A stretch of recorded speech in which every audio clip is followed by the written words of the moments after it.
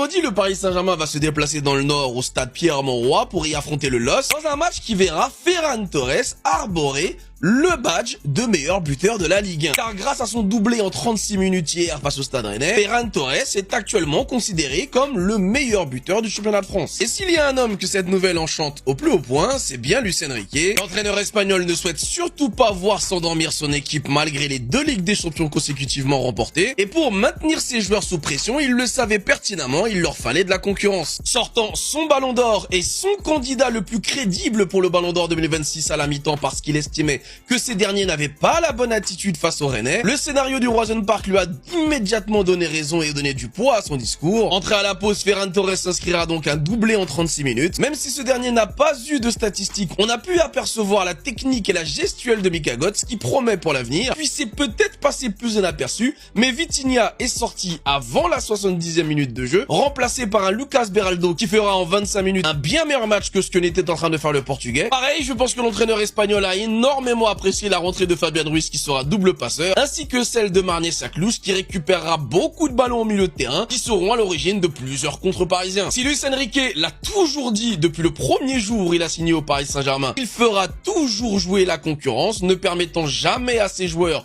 de s'embourgeoiser. Si les saisons précédentes avec Gonzalo Ramos et Likanguin, l'entraîneur espagnol estimait que ses joueurs n'avaient pas ce qu'il fallait pour remplacer ses joueurs les plus importants dans l'effectif, avec les recrues de cet été, il n'a visiblement aucun doute à les faire rentrer et à remplacer ses joueurs les plus talentueux. Et avec le discours qu'il a tenu en fin de match en expliquant qu'il n'y avait absolument aucun crédit avec lui, peu importe combien vous avez fait gagner le Paris Saint-Germain par le passé, c'est une nouvelle saison et donc tout le monde va devoir reprouver qu'il mérite sa place. Comme à son habitude, contrairement à un Roberto de Zerbi par exemple, Luis Enrique lui incarne complètement le discours qu'il tient. Avec une telle attitude, un tel comportement mais surtout un tel management, comment ne pas tomber amoureux de ce coach? Bon, cette semaine je vous ai dit qu'il n'y a pas de mauvais joueurs, il n'y a que des mauvais contextes. La vidéo concernait Ferran Torres parce que évidemment les Barcelonais et surtout mon frérot Brandon étaient pessimistes quant à l'arrivée de Ferran Torres au Paris Saint-Germain parce qu'il se laissait manger le cerveau par les Barcelonais. Ce que j'expliquais dans ma vidéo, c'est laisser Ferran Torres arriver au Paris Saint-Germain.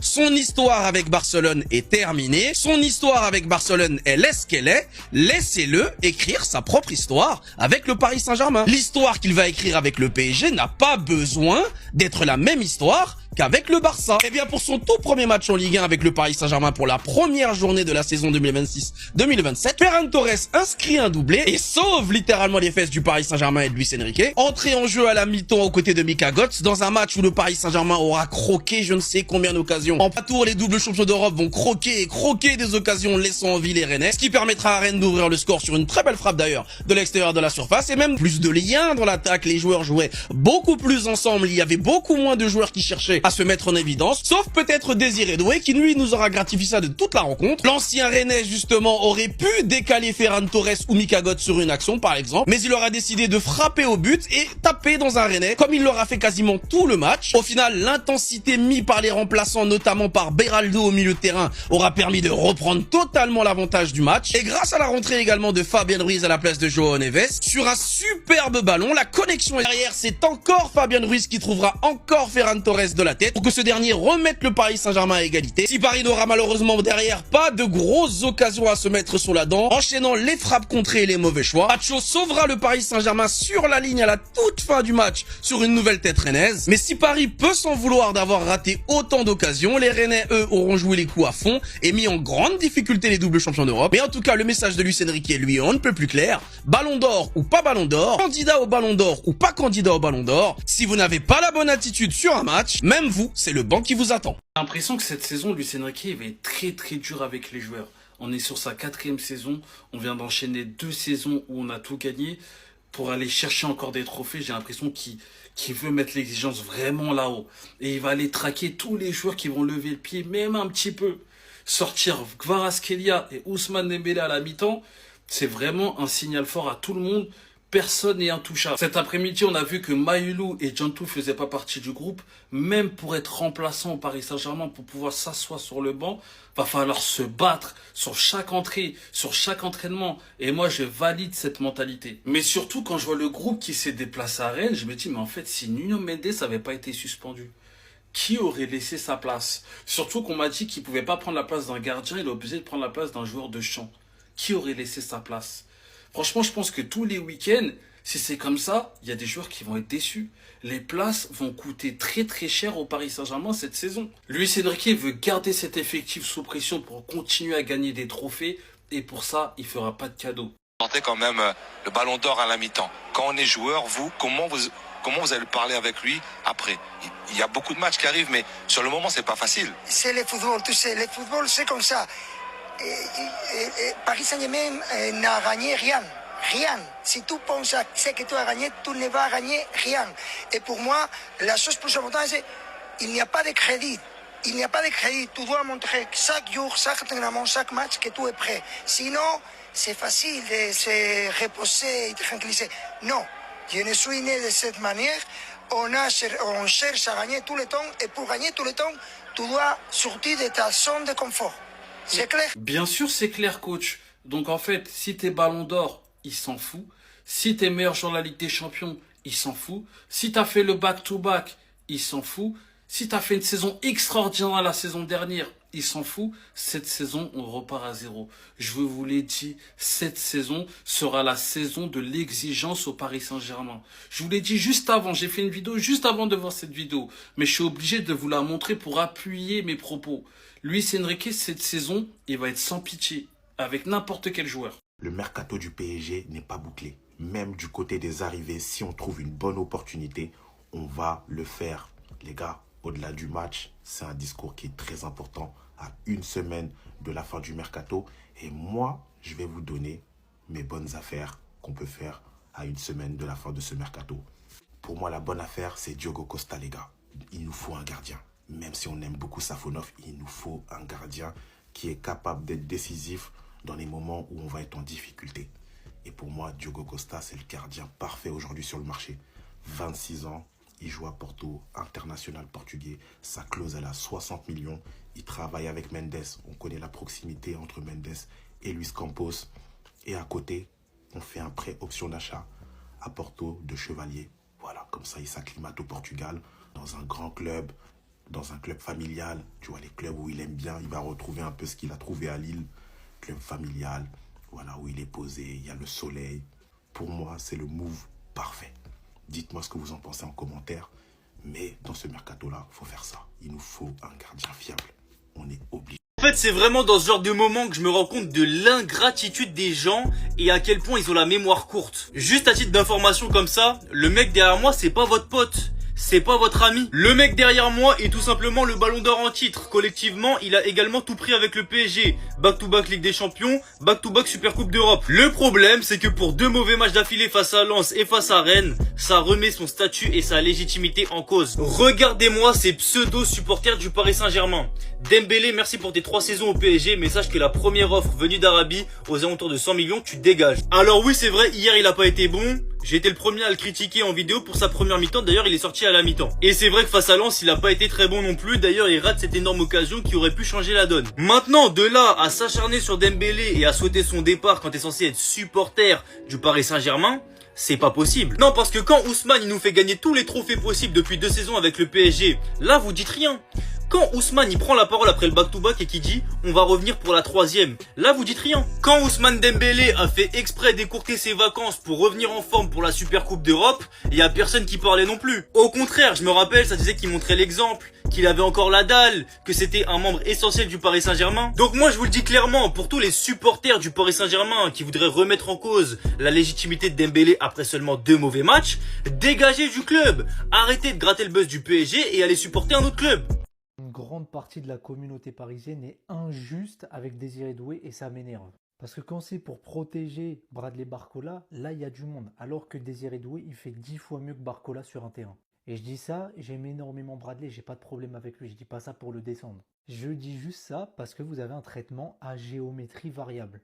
Parce que Désiré Doué, sur son passage au PSG, il est beaucoup plus fort que Bradley Barcola. Et pourtant, Bradley Barcola, c'est le joueur qui est le plus protégé. Parce qu'aussi peut-être on se doit d'être dur avec Désiré Doué parce que le plafond de verre est plus haut que celui de Bradley Barcola. Ok. Maintenant, je tiens quand même à vous rappeler que Doué il a 21 ans et que Barcola il en a 24. Ils ont 3 ans de différence. Désiré Doué il est arrivé 1 an après Bradley Barcola au PSG et pourtant il a déjà bien plus prouvé que Bradley dans les moments qui comptent. Et il montre aussi sur le terrain que c'est un joueur extrêmement talentueux et l'un des plus talentueux du monde à l'heure actuelle. Et hier, encore une fois contre Rennes, c'est sûrement le meilleur Parisien sur l'ensemble du match. Et des gens trouvent le moyen de le critiquer. Et je ne sais pas pourquoi il y a autant de hate sur lui dans la commu parisienne. Alors oui, peut-être par moment il peut énerver, par moment il peut garder un petit peu trop le ballon, il peut faire un peu trop de chichi. Il a beaucoup de déchets par moment, mais c'est parce que c'est un joueur qui prend des risques et qui tente. Sur ce début de saison, c'est le meilleur joueur parisien et il se fait quand même critiquer. Si c'était Bradley Barcola à la place, MDR. Luis Enrique va être intransigeant cette saison, plus que jamais avec ses joueurs, peu importe le statut. Et lui-même l'a dit. Il s'est exprimé par rapport à la sortie d'Ousmane Dembélé et même de Kvara. Le football, c'est comme ça. Le PSG n'a rien gagné. Il n'y a pas de crédit au Paris Saint-Germain. Si tu penses que tu as gagné, tu gagneras plus rien. Tu dois montrer chaque jour, chaque match que tu es prêt. On doit gagner tout le temps. Et pour gagner tout le temps, tu dois sortir de ta zone de confort. C'est clair. Et on l'a vu hier. Kvara, Dembélé, première mi-temps très moyenne pour ne pas dire mauvaise. Ils se font remplacer directement. Remplacés par de nouveaux arrivants, Ferran Torres et Mika Götze, qui ont changé la phase du PSG en deuxième mi-temps. C'était beaucoup plus fluide, il y avait beaucoup plus de lieux en attaque. Et ça, faut que nos titulaires le comprennent, que ce soit Kvara, Dembélé, même Doué. Doué, bon, j'ai l'impression qu'il a compris, il fait un gros début de saison. Par contre, Kvara et Dembélé, faut se mettre au niveau. Parce que quand tu as ces trois mecs-là sur ton banc, tu vas pas t'en priver. Et par rapport au cas Dembélé surtout, même si Kvara, bon, il y a eu son but contre Villa, mais le contenu contre Lens et le contenu hier, ça a été très moyen. Dembélé, là, son début de saison, c'est très très mid. Il nous rate énormément d'occasions, il est un petit peu dans un faux rythme, il ne fait pas les bons choix. Je pense évidemment qu'il va se remettre dans le bon chemin. Voilà, il est revenu il n'y a pas très longtemps à l'entraînement collectif. Il sort d'une saison dernière remplie avec des blessures, où il a joué jusqu'à mi-juillet. Et là, Dembélé va falloir se réveiller, parce que la concurrence, elle tape à la porte. Ferran Torres, c'est pas un tocard. Enrique n'est pas content du résultat du match. J'étais agacé, oui, car le résultat était catastrophique. Aussi, car on fait des réunions avec les arbitres pour nous dire qu'ils feraient certaines choses. J'étais énervé sur certaines situations. Alors, par rapport au résultat qui est catastrophique, il a totalement raison, puisque le Paris Saint-Germain doit gagner tous ses matchs en Ligue 1, en Ligue des Champions, la Coupe de France. Le but du Paris Saint-Germain, c'est de remporter tous les trophées possibles. Et il a une exigence à tous les niveaux. Et sur ça, il a raison. Alors, t'étais mené 2-0 à la mi-temps. Première mi-temps très mauvaise. La deuxième, où il a fait des changements, elle était pertinente. On peut se dire que ce résultat de 2 partout est synonyme de victoire. Mais non, puisqu'on a pris au final 1 point et non 3 points. Et par rapport au fait où il parle de l'arbitrage, et ça, c'est parce que il a pris ce carton jaune. Il y a certaines situations où l'arbitre devait mieux arbitrer. Et pour avoir une excellente saison, il faut que les joueurs soient au rendez-vous, mais pas que. Là, les arbitres aussi soient aussi au rendez-vous. N'hésitez pas à liker et à vous abonner pour me soutenir.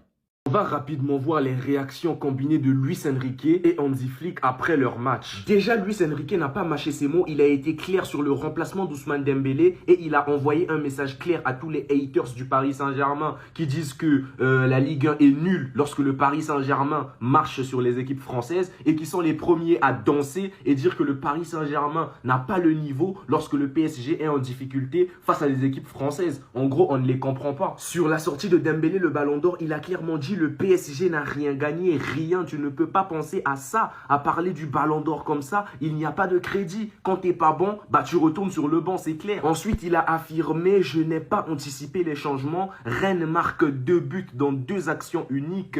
Tout le monde en dit, c'est facile de jouer en Ligue 1. Je me rappelle d'aucun match facile. Le résultat pour moi est positif. Et cette année, ça sera dur d'avoir du temps de jeu. Il a été clair en conférence de presse d'après-match. Il a affirmé, les places sont plus chères par rapport à l'an passé. On cherche à avoir les meilleurs joueurs pour chaque match. C'est plus difficile que l'an dernier. Un journaliste a demandé à Hansi Flick, êtes-vous à l'aise avec le fait de ne pas recruter un attaquant? Il a dit, Deco et moi allons en parler après ce match. Nous allons attendre. Nous sommes vraiment heureux d'avoir gagné 5-0 et d'avoir pris les 3 points. Il a également ajouté, je vois énormément de qualité lors des séances d'entraînement. Si nous avons cette qualité à l'entraînement, nous pouvons le montrer en match. Et c'est ce que j'attends de mon équipe. Il a parlé de Rafinha en disant son état d'esprit est important. On ne peut pas donner 90%, c'est 100% ou rien. Rafa est très exemplaire en matière d'intensité et de pressing. Quand il le fait, les autres joueurs le font aussi. Il a parlé de Gavi en affirmant « Il s'est amélioré au fil des minutes.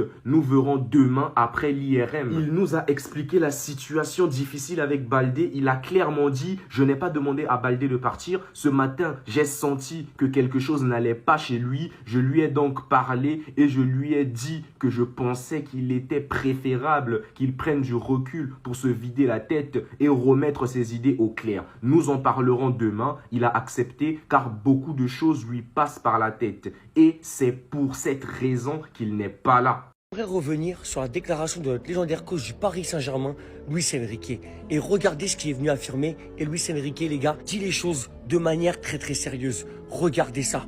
Luis Enrique, les places sont plus chères par rapport à l'an passé.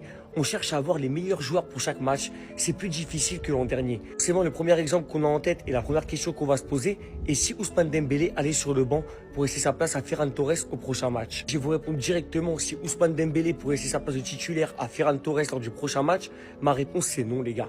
Parce que Ousmane Dembélé c'est un leader, c'est un titulaire indiscutable au Paris Saint-Germain et en aucun cas il ne doit débuter sur le banc. Oubliez qui est Ousmane Dembélé. Ballon d'or en titre, c'est notamment grâce à lui tout le succès du Paris Saint-Germain ces dernières années et joueur 4 de cette équipe. Donc forcément, on ne peut pas le mettre sur le banc et encore moins le faire débuter lors de très grands matchs sur le banc. Je vais revenir à cette déclaration de Luis Enrique parce qu'en soi, il a entièrement raison. Luis Enrique, ça a toujours été la même chose. Soit tu donnes tout sur le terrain, tu mouilles le maillot et tu réalises de bonnes performances, soit tu vas sur le banc. Et c'est tout à fait logique. Un joueur qui n'a pas envie de jouer, un joueur qui ne veut pas le mouiller le maillot, il n'a rien à faire sur le terrain et c'est exactement le message que veut faire passer Luis Enrique à nos joueurs du Paris Saint-Germain. Exactement avec cette mentalité qu'on arrive à quelque chose, qu'on arrive à remporter des titres comme des Ligues des Champions, des trophées les plus prestigieux et qu'on arrive à avoir une équipe solide, soudée et surtout très compétitive. Bien sûr, il a annoncé ça, il va vraiment le faire. Les gars, il va regarder les performances de chaque joueur, il va tout analyser.